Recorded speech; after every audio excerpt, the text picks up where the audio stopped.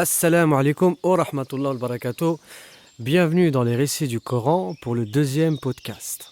Alors, nous allons parler, mon frère et ma sœur, du prophète Sulayman alayhi salam. Avant de parler du prophète Sulayman alayhi salam, on va faire une grosse parenthèse pour pouvoir comprendre Harut et Marut, la transgression des djinns, toutes ces choses-là, on va pouvoir en parler. D'accord ? Donc c'est le moment de connaître d'où est venue la sorcellerie, qu'est-ce que Sulayman alayhi salam va venir faire pour châtier les djinns qui n'écoutent pas Sulayman alayhi salam et qui transgressent. On va en parler au fur et à mesure du temps.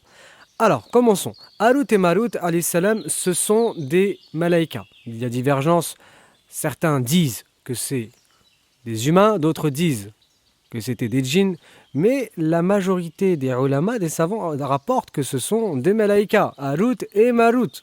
Alors, à ce moment-là, ils sont partis à Babylone, ils ont été envoyés à Babylone, et ils ont enseigné la sorcellerie en disant « Nous ne sommes qu'une tentation », c'est-à-dire qu'il ne fallait pas faire cette sorcellerie. Le souci, c'est que les djinns ont commencé à tenter les humains, ils ont commencé à la faire avec les humains. Les humains, mon frère et ma sœur, pour comprendre cette chose-là, ils ont commencé à faire du sihr, c'est-à-dire de la sorcellerie. C'est à ce moment-là propice, mon frère et ma sœur, que la sorcellerie va commencer à être pratiquée. Alors à ce moment-là, les djinns et les humains ont commencé à transgresser. On va pouvoir parler rapidement de la sorcellerie et toutes ces choses-là, d'accord ? La sorcellerie, pour comprendre cette chose-là, les marabouts, ils vont pouvoir, mon frère et ma sœur, travailler avec les djinns qui vont leur rapporter des informations à cette époque-là. Ils vont monter dans les cieux, écouter les malaïkas, c'est-à-dire écouter les anges. Souvenez-vous, dans l'histoire de Adam alayhi salam, Allah subhanahu wa ta'ala va pouvoir parler avec les malaïkas en leur disant « Je vais établir un calife sur la terre ».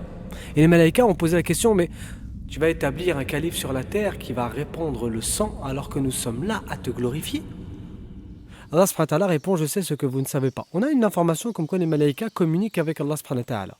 Alors à ce moment-là, mon frère et ma sœur, les malaïkas, ils vont communiquer et les diables vont pouvoir monter, les djinns vont pouvoir monter dans le premier cieux, écouter ce qu'ils disent et rapporter cette chose-là aux marabouts. Le truc, c'est que certaines personnes vont voir des voyants, des voyants, des marabouts, toutes ces choses-là. Donc, ils vont pouvoir consulter un voyant en leur disant voilà, je voudrais savoir le futur, etc. Les djinns vont être mandatés pour écouter dans les cieux. Le truc, c'est que à l'heure actuelle, ils ne peuvent plus ramener grand-chose. C'est impossible pour eux. Pourquoi ? Parce que Allah subhanahu wa ta'ala a mis en place des bolides. Des bolides, nous, dans le langage normal, on appelle ça les étoiles filantes. Ce ne sont pas des étoiles filantes. Religieusement, c'est des djinns qui sont frappés par des météores, entre parenthèses, pour qu'ils ne puissent pas écouter. Alors, à ce moment-là, à l'époque de Harut et Marut, ils pouvaient monter, écouter les informations et les transmettre aux marabouts. Donc, ils disaient que 0,5% parmi les 1 milliard d'informations qu'ils avaient reçues. Et tout le reste, c'était du mensonge. Ils ont remplacé ça par du mensonge. Alors, le marabout, il travaillait avec eux.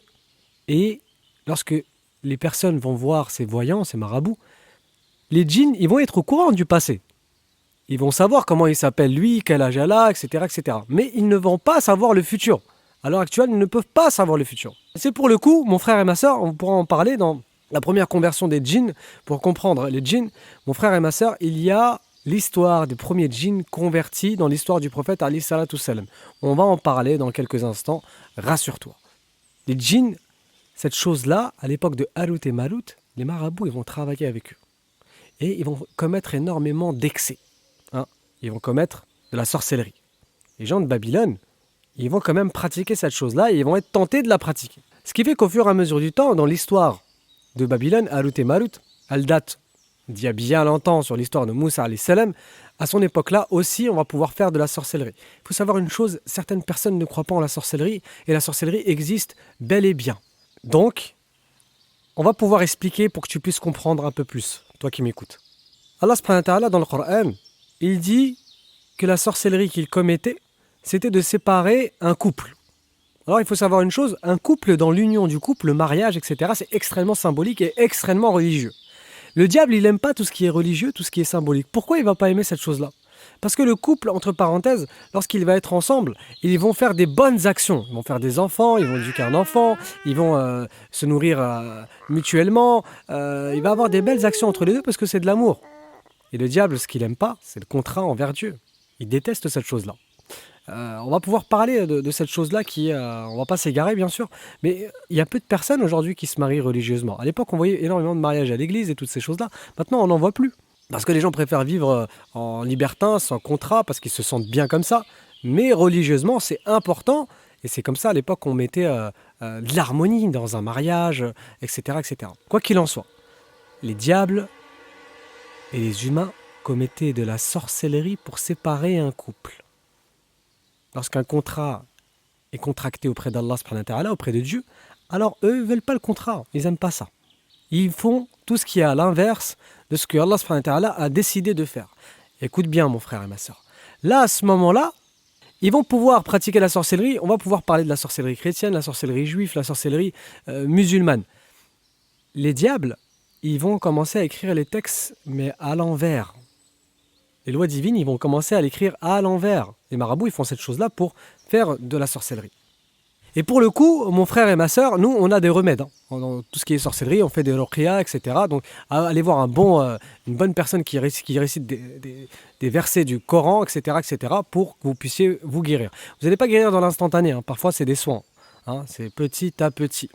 Alors, à ce moment-là, on rebascule. Mon frère et ma sœur, Sulayman alayhi salam avait la capacité de commander tous les djinns de mer, ceux qui volaient et ceux qui plongeaient pour lui ramener des pierres précieuses. Le djinn qui ne voulait pas lui obéir, Sulayman alayhi salam le prenait, l'enfermait dans une capsule et le jetait à la mer. C'était comme ça qu'il punissait Sulayman alayhi salam. Sulayman alayhi salam, il fait partie des 4 gouverneurs qui ont gouverné la terre. Donc c'est pas un simple petit roi, c'est un roi qui a gouverné la terre parmi les 4 gouverneurs. Et il a commandé tous les djinns sans exception. Sulayman alayhi salam, il avait quoi d'autre comme capacité? Il avait le commandement des djinns, commander le vent, parler aux animaux, parler aux plantes. À ce moment-là, mon frère et ma sœur, nous allons pouvoir rentrer en immersion sur l'histoire de Sulayman alayhi salam. Sulayman alayhi salam, il avait aussi la capacité d'avoir un tapis volant. C'est pas des légendes. Le tapis volant, mon frère et ma sœur, dans les Disney, entre parenthèses, dans les dessins animés, entre parenthèses, où on se moque, où cette communauté se moque de l'islam, où tout simplement ils s'empruntent de vraies histoires qui se sont passées. Lorsqu'on va pouvoir parler de Aladdin, le génie de la lampe, le tapis, Sulayman alayhi salam, qu'est-ce qu'il faisait? Il avait un tapis énorme où il pouvait mettre son armée. Et il punissait comment les diables qui ne l'écoutaient pas? Dans une capsule. C'est pas ce qui s'est passé dans le dessin animé Aladdin. Donc ils reproduisent un peu les mêmes choses et un peu cette imagination via les vraies histoires de prophètes. D'accord? On rappelle que ces histoires de prophètes datent des siècles et des siècles et des siècles. D'accord? Et on est qu'au XXIe siècle et Aladdin, ça a été créé il y a très peu de temps, il y a moins de 100 ans pour information. Alors, mon frère et ma sœur, concentre-toi. Sulayman alayhi salam voguait. Il volait. Il y avait son armée de djinns, les humains, mais aussi les animaux. Des animaux volants qui faisaient office de parapluie, qui le cachaient du soleil. À un moment donné, l'un des hommes qui était avec lui, sur ce tapis volant, dit à Sulayman: « Hey Sulayman, on commence à avoir soif. » Sulayman alayhi salam répond: « Oui, d'accord. Où est la huppe ?» La huppe, pour ouvrir les parenthèses, c'est un animal volant, zébré. Et la capacité de la huppe à cette époque-là, elle pouvait détecter l'eau à des kilomètres et des kilomètres et des kilomètres. Les djinns qui étaient avec lui, les diables qui étaient avec lui, qui étaient sous son commandement, pouvaient rentrer et pénétrer dans la terre pour exploser l'eau, pour faire jaillir l'eau. Sauf que la huppe, elle n'était pas présente. Et la huppe était ailleurs. Sulayman alayhi salam dit: « Où est la huppe ?»« Elle n'est pas présente, mon très cher roi Sulayman. » Elle a intérêt à avoir une raison valable. Sinon, je l'égorgerai. La huppe, en attendant, était partie dans un royaume. Mais pas n'importe quel royaume, le royaume de la reine de Saba, Belqis.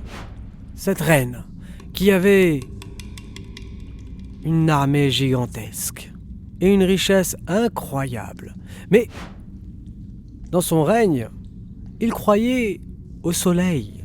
il ne priait pas un seul Dieu unique. Il priait le soleil. La huppe avait observé toutes ces choses-là. Et c'est à ce moment-là que, lorsque Sulayman alayhi salam était installé sur son trône, la huppe est partie voir Sulayman. Oh, mon très cher roi, Où étais-tu, très chère huppe? j'étais parti voir une reine qui ne croyait pas en Allah subhanahu wa ta'ala. Ils adoraient le soleil, oh Sulayman. Ils adoraient le soleil. Très bien. Nous allons voir si tu dis vrai. Ramène-lui cette lettre. Sulayman alayhi salam avait mandaté la huppe pour voir si elle disait vrai. En écrivant une lettre en disant « Viens à moi soumis à Allah subhanahu wa ta'ala. Viens à moi soumis à un seul Dieu. » La huppe était partie. Et elle avait déposé cette chose-là dans sa chambre et déposé cette petite lettre et repartir. À ce moment-là, la reine Belqis se réveille. Une lettre? Mais qu'est-ce que c'est que cette lettre? Soumets-toi à Dieu et viens à moi. Sulayman, qui peut bien m'envoyer cette lettre? Est-ce un prophète ou un roi? D'accord, je vais faire appel à mes conseillers. Peut-être qu'ils me donneront des conseils un peu plus propices. Ah, vous êtes là. Eh bien, écoutez, je vous appelle suite à une lettre que j'ai reçue. Durant mon réveil, j'ai pu rencontrer cette lettre. Et qu'est-ce qu'elle dit, votre lettre, ma très chère reine? Calmez-vous, je vais vous citer ce que dit ma lettre. Ma lettre dit que je dois venir dans un règne et que je dois me soumettre à un dieu. Soumettre à un dieu? Allons l'attaquer. Qu'est-ce qu'on attend? Oui, il a raison, allons l'attaquer. Prenons tout ce qu'il y a, nous avons les armées suffisantes pour l'attaquer, ma très chère reine. Belqis, lorsqu'elle a parlé, les conseillers étaient nombreux. Et chaque conseiller avait 100 000 soldats à leur appui. C'est pas n'importe qui, Belqis. Belqis, elle s'est dit, attends, on va pas faire cette chose-là. On va être malin. Eux, ils veulent attaquer directement Sulayman. Moi, je vais pas l'attaquer. S'il a osé m'envoyer une chose comme ça, alors que j'ai des armées, j'ai de l'or, j'ai plein de choses, c'est que peut-être il dit vrai. Alors, je vais le tester. Écoutez ce qu'on va faire. Finalement, nous allons pas l'attaquer. Mais écoutez, je vais prendre mes meilleurs conseillers, les plus intelligents. Je vais les mandater pour partir là-bas, dans le règne de Sulayman. Et par la suite, je vais leur donner des cadeaux. Des pierres précieuses, des couronnes, et de l'or et de l'argent. Si à ce moment-là, il accepte les cadeaux, ça voudra dire que c'est un simple roi, et à ce moment-là, on l'attaquera. Si il ne les accepte pas, ça voudra dire que c'est un prophète. Très cher conseiller, venez ici. Oui, ma reine, nous sommes là. Dites-nous ce qu'on doit faire. Vous allez prendre des cadeaux. Partir dans le règne de Sulayman. Une chose, écoutez-moi bien. S'il vous sourit, ça voudra dire que c'est un prophète. S'il ne vous sourit pas et qu'il prend votre or, cela veut dire simplement que c'est un roi et on s'en débarrassera. Très bien, ma reine, nous allons partir là-bas. Sulayman alayhi salam était informé de la venue de ses conseillers. Il avait demandé aux djinns de construire un palais gigantesque. Un tapis d'or et d'argent où les ulama ont rapporté qu'il faisait 60 kilomètres. Autour de ce tapis-là, il y avait des fleuves, des palmiers, des animaux de toutes sortes. Pourquoi il a fait ça, Sulayman? Pour qu'ils comprennent, les conseillers, qui déjà, ils vont être les bienvenus, mais au-delà de ça, que c'est pas n'importe qui, Sulayman alayhi salam.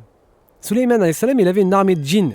Combien même vous pouviez avoir une bombe Hiroshima ou n'importe quoi, l'armée de djinns, les djinns, on rappelle qu'on peut pas les voir. Ils viennent et ils détruisent tout ce qu'ils ont sur leur passage. D'accord? Alors à ce moment-là, les conseillers, ils sont partis. Et lorsqu'ils sont partis, ils ont dit « Waouh! Mais qu'est-ce que ce tapis gigantesque d'or et d'argent ?» Ils ont vu qu'ils étaient ridicules. Ah, le voilà, c'est cet homme-là. Regardez. Très cher Sulayman, nous venons de la part de Belqis, la reine de Saba. Et nous avons quelques cadeaux pour vous de sa part. Des cadeaux de sa part. Dites-lui bien que ces cadeaux, je n'en ai pas besoin. Et qu'Allah subhanahu wa ta'ala me suffit humblement. Retournez d'où vous venez et dites-lui bien de revenir à moi soumise. Sinon, je viendrai à elle. Les cadeaux, il les a pas pris. Le matériel, il les a pas pris parce qu'il avait confiance en Allah subhanahu wa ta'ala. À ce moment-là, les conseillers, ils sont partis revoir Belkis. Belkis, ma reine, on vient de revenir du voyage. Effectivement, il nous a souri. Il a refusé de prendre votre or. Il a refusé de prendre mon or? Oui. Il faut qu'absolument vous partez, soumise à lui. Lorsqu'on a vu son royaume, ce n'était pas n'importe quel royaume. On a vu un tapis d'or et d'argent à des kilomètres. Et autour de ce tapis, c'était magnifique. Quoi? À ce moment-là, Belkis a dit, très bien, s'il veut cette chose-là, je vais aller le voir. Garde! Gardez mon trône! Mon trône est enfermé sur 7 pièces. Gardez-le. À chaque pièce, il y avait 7 pièces pour accéder au trône de Belkis. Le trône de Belkis, c'était pas un petit trône, c'était un trône gigantesque. D'accord? Alors à ce moment-là, il y avait 7 pièces. Dans 7 pièces, il y avait un garde pour accéder. Les savants ont rapporté cette chose-là. Là, à ce moment-là, pour que tu puisses comprendre, à ce moment-là, mon frère et ma sœur, Sulayman alayhi salam, il a déjà les informations. Comme quoi, Belkis, elle arrive. Sulayman alayhi salam, il va pouvoir faire, entre parenthèses, il va s'installer dans son trône et faire des réunions. À droite, il y a les humains, à gauche, il y a les djinns. Et autour de lui, parfois, il y a des gens. Des walis. C'est quoi un wali? On en a parlé. Un wali, c'est par grade de piété. On a le pieux, qui va faire les obligations et délaisser l'interdit. Le vertueux, qui va faire l'obligation et faire le surérogatoire et délaisser l'interdit. Et au-dessus de ça, il y a le wali. Le wali, c'est une personne où les invocations vont fonctionner énormément et ça existe encore. Et au-dessus de ça, c'est les prophètes. D'accord? Alors, à ce moment-là, Sulayman alayhi salam est installé. Et il s'installe, un exemple, de 8h à midi. Il s'installe de telle heure à telle heure pour son assemblée et régler les soucis qu'il y a. Et là, il est informé que Belkis, elle arrive. Dites-moi, qui peut me ramener le trône de Belkis? Et là, il y a un djinn, un afrit, qui s'est proposé. Oh, moi, Sulayman. Moi, je peux te le ramener bien avant que tu te lèves de ta chaise. Le afrit, pour information, il est plus fort qu'un djinn. On en a parlé au début du podcast. Il est extrêmement plus fort. Il peut déplacer les choses à une rapidité rapidement. Il est très fort. Allah subhanahu wa ta'ala le dit dans le Coran. Il dit, et nous avons donné un pouvoir redoutable à un diable. Donc il est plus fort que toi et moi réunis. Juste pour information, le afrit. Et Sulayman alayhi salam, il pouvait le commander. C'est lui qui était vraiment plus fort que ce afrit. Et il s'est proposé. Je te le ramène bien avant que tu descendes de ton trône. C'est ce que le afrit avait proposé à Sulayman alayhi salam. Et juste après, le wali en question, qui était proche de Sulayman alayhi salam, dit « Sulayman, moi je peux te le ramener bien avant que tu clignes des yeux, ou que tu tournes ta tête à l'ouest. » À ce moment-là, Sulayman alayhi salam lui dit « Alors vas-y, Ya Allah, faites que le trône de Belkis apparaisse maintenant. » Alors c'est à ce moment-là, mon frère et ma sœur, que le trône de Belkis va pouvoir monter, immerger au fur et à mesure du temps de la terre. On rappelle que le trône de Belkis, pour comprendre une chose, c'était pas un petit trône, c'était pas une petite chaise, c'était un trône gigantesque qui est monté en immersion au fur et à mesure du temps. À ce moment-là, Sulayman alayhi salam était au courant de la venue de Belkis. Il avait demandé et mandaté aux djinns, plongeurs ainsi qu'à d'autres djinns, de construire un palais pas comme les autres. Un palais fait en verre. Le sol était fait en verre, mon frère et ma sœur, à un tel point qu'il avait mis de l'eau en dessous, des poissons. C'était vraiment magique, c'est pas les buildings ou les hôtels qu'on voit, c'est parce que ça a été construit par les djinns. On rentre pas dans la théorie des pyramides, je sais que tu penses à ça, mais on rentre pas dans cette chose-là. Mais il voulait réellement que Belkis vienne et elle dise, mais en fait finalement, je le vois de mes propres yeux, c'est un truc incroyable. Alors à ce moment-là, mon frère et ma sœur, il va demander à ce qu'on modifie le trône de Belkis. Modifiez-moi le trône de Belkis. Je vais voir si elle le reconnaît ou pas. Sulayman alayhi salam avait décidé de faire cette chose-là pour voir sa foi, pour voir si vraiment elle va se dire oh, mais c'est mon trône, comment il a fait pour le récupérer? Alors Sulayman alayhi salam l'a embelli, et à ce moment-là, quand Belkis va venir et elle va rentrer dans le royaume de Sulayman alayhi salam, elle va regarder le sol. Elle va pas tremper ses pieds dans l'eau. Elle va croire qu'elle va tremper ses pieds dans l'eau. Mais ses pieds, ils vont toucher le verre. Elle va croire vraiment qu'elle va mettre ses pieds dans l'eau alors que c'est du verre. Et Sulayman alayhi salam, il va lui dire « Rebaisse ta robe ». Parce qu'elle l'avait montée jusqu'au genou parce qu'elle avait peur de toucher. Et il va lui dire « Rebaisse ta robe ». Approche, Belqis. Tu reconnais ce trône-là ou pas? Oui. Oui, c'est mon trône. Belqis, mon frère et ma sœur avaient attesté directement qu'il n'y avait de Dieu que Dieu. Et que Sulayman était un prophète. Sulayman alayhi salam, mon frère et ma sœur, ils pouvaient parler. On va parler quand même de la mort de Sulayman alayhi salam, parce qu'on est bientôt à la fin du chapitre. Sulayman alayhi salam pouvait parler, mon frère et ma sœur, aux djinns, aux animaux, mais aux plantes aussi. Donc, quand il se promenait, Sulayman alayhi salam, chaque plante, elle lui disait moi je sers à telle guérison, moi je sers à telle chose, moi je sers à telle chose, jusqu'au jour où il voit un arbre.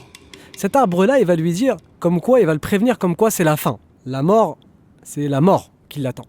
Il va avoir un message comme quoi, lorsqu'il va lui poser la question qui es-tu, il va lui dire Je suis ta mort, Sulayman. Sulayman alayhi salam, il décide de faire quoi? Il décide de tailler cet arbre-là. Et quand il va décider de le tailler, il va s'appuyer sur cet arbre-là. Et il va faire une invocation à Allah subhanahu wa ta'ala. Ya Allah, faites que les djinns continuent à travailler et qu'ils ne soient pas au courant de ma mort. Les djinns, les ulama ont rapporté qu'ils ont travaillé pendant 1 an sans savoir qu'il était mort. Et Sulayman alayhi salam, ils ont su qu'il était mort lorsqu'il est tombé du bâton au bout d'1 an, lorsque le bâton a été mangé par les petites bestioles. Vous voyez que les djinns ne peuvent pas tout savoir. Pendant 1 an, ils ont continué à travailler. Vous voyez ce que je veux dire? Alors mon frère et ma sœur, nous avons fait l'histoire de Sulayman alayhi salam. Et il y a des hadiths, il y a énormément de hadiths sur Sulayman alayhi salam, on va en citer un. Le prophète alayhi salam nous rapporte que Sulayman alayhi salam volait avec son tapis volant. Et il y avait un paysan qui regardait Sulayman alayhi salam et il a dit « Si seulement je pouvais avoir la même chose que lui, si seulement ». Cette parole-là, elle est venue jusqu'aux oreilles de Sulayman alayhi salam. Et Sulayman alayhi salam a fait demi-tour et il est redescendu. Il a dit « Très cher paysan, je viens de t'entendre citer cette parole-là. Tu as dit que tu aimerais bien être comme moi, c'est bien ça? Oui, j'aimerais bien avoir ton argent et ta royauté. Si tu aurais eu cette chose-là, il se peut que tu n'aurais pas supporté. Contente-toi de ce que tu as. » Et dans la leçon de ce hadith-là, entre parenthèses, c'est pas parfois on regarde une chose qu'on voudrait avoir, mais on devrait se contenter de ce qu'on a, parce que peut-être qu'on n'a pas les capacités de gérer cette situation. En tout cas, voici l'histoire de Sulayman alayhi salam. Subhanaka wa bikal hamdik wa ashhadu la ilaha illa anta astaghfiruka wa atubu ilayk.